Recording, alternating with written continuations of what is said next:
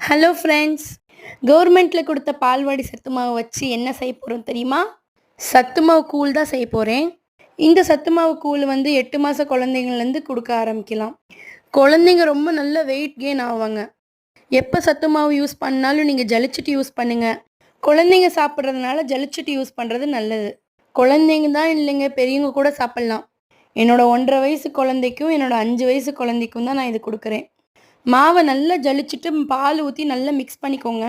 வெறும் பால்லயும் காய்ச்சலாம். இல்லன்னா கொஞ்சம் தண்ணி சேர்த்து கூட காய்ச்சலாம். அது உங்க விருப்பம். நான் ஃபுல்லா பால் ஊத்தி தான் காய்ச்சுறேன். ஃபர்ஸ்ட்டு கட்டி இல்லாம நல்லா கரைச்சுக்கிட்டு, அப்புறம் அடுப்புல வச்சு கை விடாம கிண்டிட்டே இருங்க. நல்லா கெட்டியாற வரைக்கும் நல்லா கிண்டிக்கிட்டே இருங்க. ஸ்பூன்ல தீத்துற மாரி உங்களுக்கு வேணும்னா குழந்தைங்களுக்கு, பால வந்து கொஞ்சம் கம்மியா சேர்த்துக்கோங்க. மாவு அதிகமா சேர்த்துக்கோங்க. இல்ல உங்களுக்கு நல்ல தண்ணியாட்ட வேணும், கிளாஸ்ல குடிக்கிற மாரி வேணும்னா, நீங்க வந்து பால் அதிகமா ஊத்திக்கோங்க. மாவு கம்மியா பண்ணிக்கோங்க. மாவுலயும் நெறைய இனிப்பு இருக்கும். உங்களுக்கு பத்தலைன்னா நாட்டு சர்க்கரை நீங்க வேணும்னா சேர்த்துக்கலாம். நான் வந்து நாட்டு சர்க்கரை எதுவுமே சேர்த்தல. ஏன்னா, இதுல இருக்க சர்க்கரையே போதுங்கிறக்காண்டி நான் நாட்டு சர்க்கரையோ எதுவுமே சேர்த்துக்கல. நல்லா கெட்டியா பதத்துக்கு வந்ததுக்கப்புறம் நம்ம வந்து 1 ஸ்பூன் நெய் ஆட் பண்ணிக்கலாம். நெய்யோட ஃப்ளேவரோட சாப்பிடும்போது குழந்தைங்க இன்னும் விரும்பி சாப்பிடுவாங்க. லாஸ்ட் டைம் வீடியோல வந்து நான் வந்து சத்து மாவு வச்சு தொக்கு மிட்டாய் எப்படி செய்றதுன்னு சொல்லியிருந்தேன். இப்ப வந்து சாதாரண கூழ் எப்படி செய்றதுன்னு சொல்லியிருக்கேன்.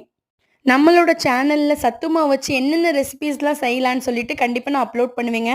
வீடியோ புடிச்சிருந்தா லைக் பண்ணுங்க, ஷேர் பண்ணுங்க, மறக்காம சப்ஸ்கிரைப் பண்ணிருங்க. பக்கத்துல இருக்க பார்த்தீங்களா அந்த பெல் பட்டனையும் கிளிக் பண்ணிருங்க.